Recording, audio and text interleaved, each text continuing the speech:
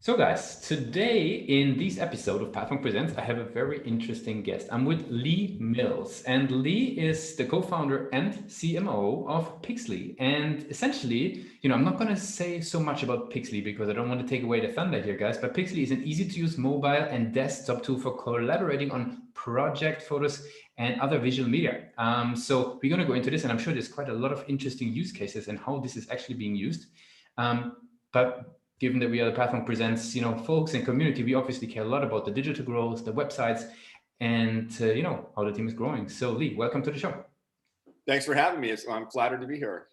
Very good. So maybe in your own words, what is Pixly all about? Sure. Pixly is all about making it really easy, fast, and simple to document construction job site progress with photos. So it's simply snap a photo, tag a photo, share a photo with analytics and AI behind it. And basically what we're doing is saving the hardworking construction professionals, the AEC, hours a day documenting job site progress. Typically, architects, engineers, general contractors, they go to a job site, they're taking tons of photos, they go back to their desk, they upload those to a folder, they sort them, they organize them, figure out which ones they need to address because there's a problem, there's a safety issue, there's a repair, there's something wrong. Then they annotate those in PowerPoint and email them out. So we're basically taking the best of Google Photos, Slack, and Instagram and combining that in a super easy to use app for construction. Combination of Google Photos, Slack, and Instagram sounds golden. I like it. Very good. We're hoping so. Yeah, we're planning on it. Awesome. Very Yeah, cool. so we're excited. I've been in the construction tech space for the better part of 6 years, and I was the first VP of Sales and Marketing at Raycon, who's having great success with daily reporting. And I spent some time at PlanGrid, who's the #1 solution for blueprints for construction. And so I've taken all those learnings plus another 15 years of SaaS and B2B and tech startup space to create Pixly with my co-founders. Very cool. Who would be the champion within the instruction companies? Like, who is sort of exploring and learning about Pixly to bring it, to the sites? Yeah, the main customer, the main internal champion will be superintendents and project managers who are really responsible for the overall job site or facility. Facility management is also an area for us, but it's also the engineers and the day-to-day people that have to photograph and document what they did to prove that it was done and done correctly, and also to take photos or videos of pre-existing damage that might impact how they do a build. Very cool. I mean, obviously yourself, you're coming with a strong background in marketing, chief growth marketer at BeyondClicks, vice president marketing at Abacus. Like, you've been around the block in the marketing world. What I would be curious is, how do you think about the journey? Like, how do those product managers that you were just describing, learn about Pixly and getting to know the platform and just getting started? What would be the channel? Sure. I mean, there's a playbook for B2B SaaS companies, right? So it's all about getting in front of the right customer. So it's a combination of paid search, which can get immediate results, app store ads, SEO, which is a longer term play. So you get people that are actively looking for a solution to solve their pain and their problem. And there's a lot of people that are out there. There's also a mix of influencers who can help prove and verify and validate that the product solves a problem. So we have influencers as part of our plan. Events have taken a big hit, unfortunately. One thing that I love about construction tech, and I've sold to lawyers, accountants, CIOs, CTOs, CEOs, direct to consumer, anything and everything. But the thing I love about construction people is you can't sell to them. They don't want to hear it. You can help them. If you show them a way to help them, you'll get their attention. And if you live up to your promise, they will be your champion, and they'll help spread the word, and it'll help grow the viral coefficient astronomically. But that's what makes it unique. So for me, at my heart, I'm a direct marketer. So it's all about above and beyond A/B split testing and multivariable testing and message testing and everything else. But it's really like, what is that cost per lead? What's that cost per demo? What's that cost per conversion? What's that return on ad spend? What is it in all baked in? And the way construction works is typically you don't just go for an enterprise sale, which is what everybody else does in B2B software. You have to prove it out on a project. You have to get somebody to believe in you and help you get that project. And then they share those learnings, and you get an executive endorsed project, and then it grows from there depending on the situation. But back to your question, it's a combination of search, influencer marketing, some display for brand awareness, some thought leadership, content, with a focus on conversions. Gotcha. Makes sense. Just a quick tangent there. Like, how do you think about influencer marketing in the B2B space? Like, how do you approach it? I happen to know more than a handful of influencers just from being in this space. And I worked with influencers at Raken that really helped move the needle. And so I kind of know that model. So it's really about, I mean, influencers will help you if you actually have something that's meaningful. They're not going to help you just because you're asking them, right? Some people want to get paid. Some people do it because they just want to help the space, and it helps them also be visionary and remain an influencer by introducing new technology. So it's a mix of the two. So you want to give them, you want to get their buy-in and show them the product, and hey, do you like it? What could we do better? And they're kind of like early pilot customers, and that feedback is huge because they see all the amazing tech. There's a lot of great tech out there. There's a lot of amazing software out there for construction, but nobody's really solving the specific pain that we solve.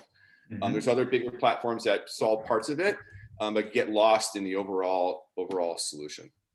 So it's really just about getting their buy-in, getting their feedback, and listening to them because they have really valuable feedback, and then just asking them, hey, if you like us, will you help us? Will you share this post, or will you retweet us, or what have you? At the end of the day, it all boils down to relationships and people. So you can't go at them as a hardcore marketer or a biz dev person. It's all about relationships. Like, I want to help the construction industry. Help me help them. That's it. And that's the reality of it. Makes complete sense. I would be curious, which role does the website play for you? The website's going to play a huge role. Right now, we only have a splash page up, but our corporate site's getting ready to launch any day. I just have a few more things to tie in with a pretty awesome video that we're incorporating. But yeah, I mean, the website's the face of the company. So the website and the app are the two most important things, for sure. Very cool. Awesome. Coming back to the product, right? If you would summarize this for everybody who's listening in, what would you say is the main competitive advantage of using the product? We make it super easy to snap photos, tag photos with analytics and data, and to share them so everybody can see what's going on in a project, no matter where they are in the country or the world. So this is especially true with COVID. So oftentimes project managers, they'll drive or they'll fly to a job site. They don't have to do that. They can actually see everything that's going on just by looking at their phone in a real-time feed. So the biggest value prop is we save time. Just time is money, and the majority of the costs that come from building something happen with people in the field. And so the communication of what's going on, what's right, what's wrong, what needs to get fixed, what needs to get approved, what their issues are, is astronomical. So I know people in the industry, like, they're just trying to save people a few minutes a day. Like, if they could save their teams a few minutes a day, compounded by days and weeks and years and months and quarters, it's a huge value there. 100%. Very cool. And you made it very tangible with saving some flights. That really, I think, rings through. Very good. So coming back to sort of your marketing background, right? I'd love to ask some questions, about how your perspective on marketing. So I would be curious, right? What is the biggest challenge in marketing for you that comes to mind when I say the word innovation? Well, there's lots of things are always changing in the marketing world. There's new tech, there's new ways to track, there's new ways to get in front of customers, there's new partnership capabilities. So I guess to answer your question would be really stack ranking what those opportunities are and how much time and energy it's going to take to try them. You can't try everything.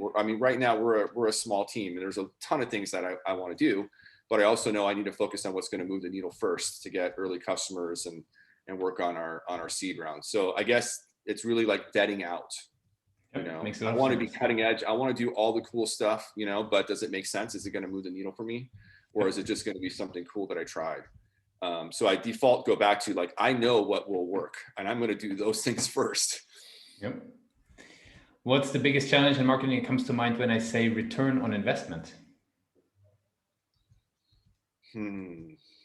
Well, it's a multi-channel world. So, nobody is going to go out.